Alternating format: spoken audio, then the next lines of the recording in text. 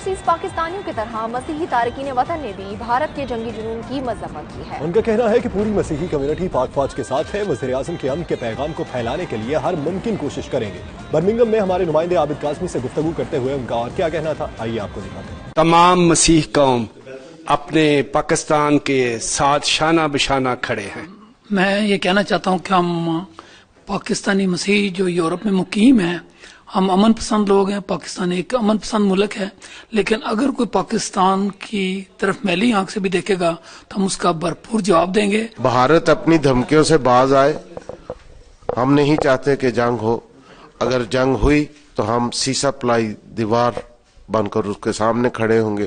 ہم اپنی فوج اور اپنی حکومت کے ساتھ شانہ بشانہ کھڑے ہیں۔ جو جنگ ہے وہ ان مسئلوں کا حل نہیں ہے۔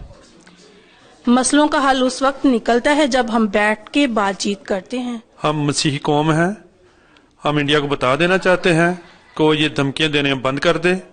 ہم پاکستان کے ساتھ ہیں، ہم پاکستانی عوام، حکومت اور آرمی کے ساتھ ہیں۔ ہماری ہمدردیاں، ہماری دعائیں ہمارے وطن کے ساتھ ہیں، پاکستان کے ساتھ ہیں۔